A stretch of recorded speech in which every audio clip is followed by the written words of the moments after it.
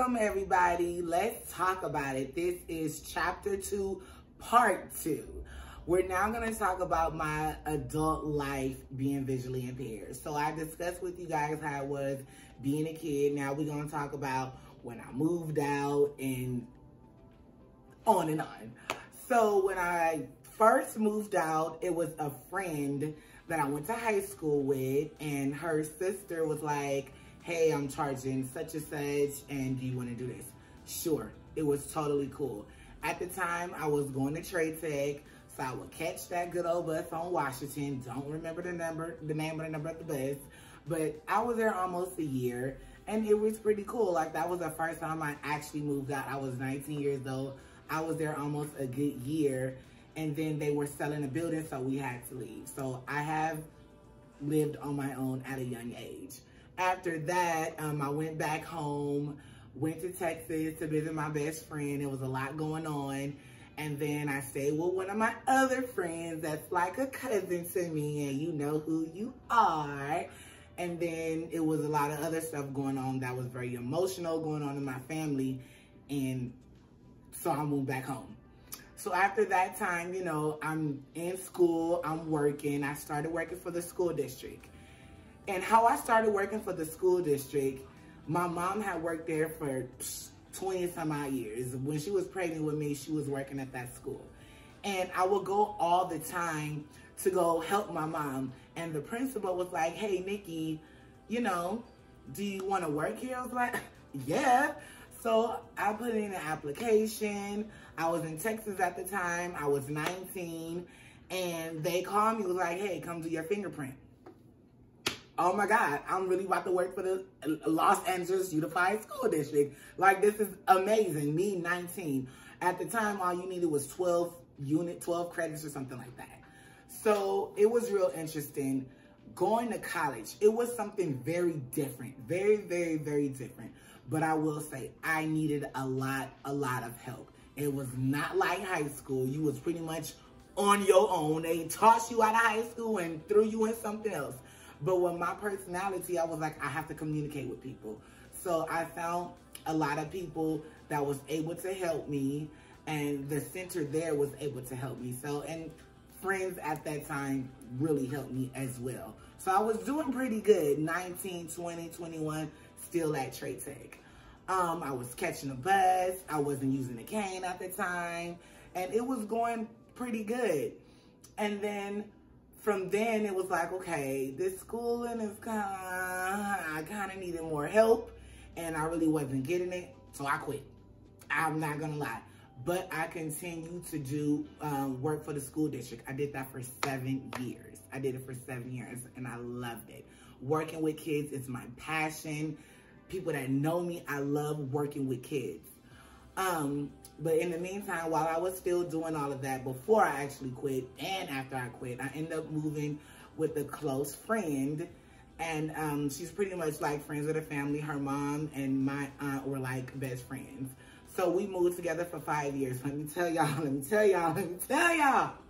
If they tell you being visually impaired, you have your limits when it talks about going out, honey, this girl had me going out at the age of 18.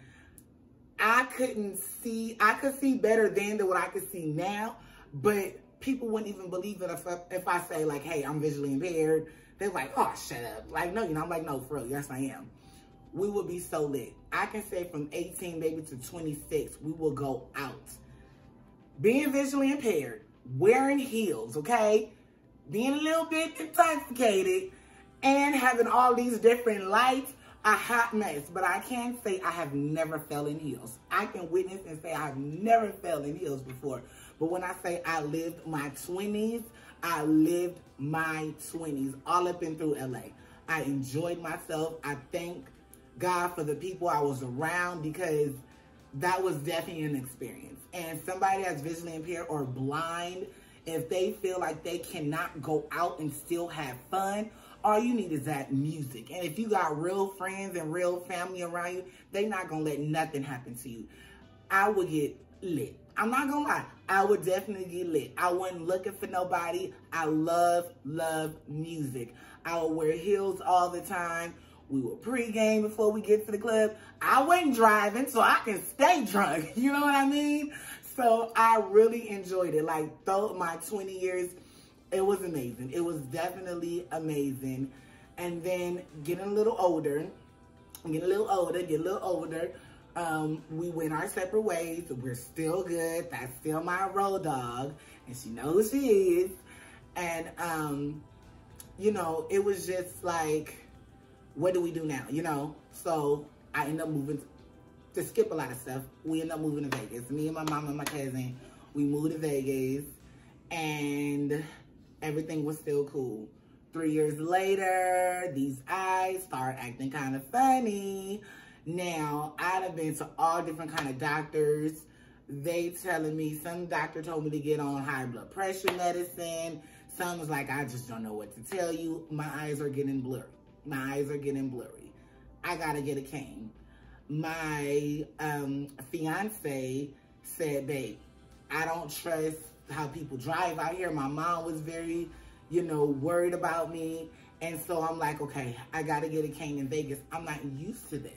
So this is what I have to do. The streets are bigger. Alcohol is everywhere. People are driving hella crazy. So now I do have a cane, and I don't take the bus like that. I take paratransit, and I'm ashamed about it. I took Access in LA. Wasn't, you know, ashamed about it.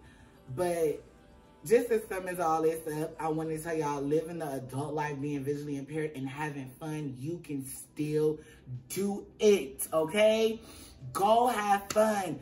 Be with people that you trust. I will say there has been some situations where people didn't do me too right.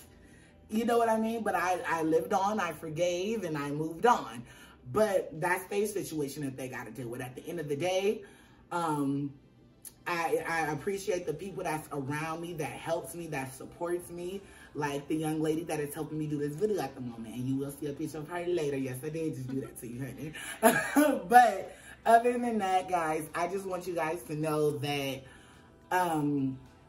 just because you have a disability, I don't care what it is. You can't hear that good. You can't speak that good. You can't walk that good. Do what you need to do. I'm working on a lot of things, guys, and I really hope you guys support. I really, really, really, really hope you guys support. Please share this with somebody. Please subscribe. I need to talk to you guys. I want to talk back. And also, before I leave, I appreciate the followers. I don't have that many yet, but the ones I do have, I appreciate y'all because y'all didn't have to do that. I really, really do appreciate all that. That's it. I'm going to get back to my drink. It's Saturday night. I love you all. Thank you. And bye.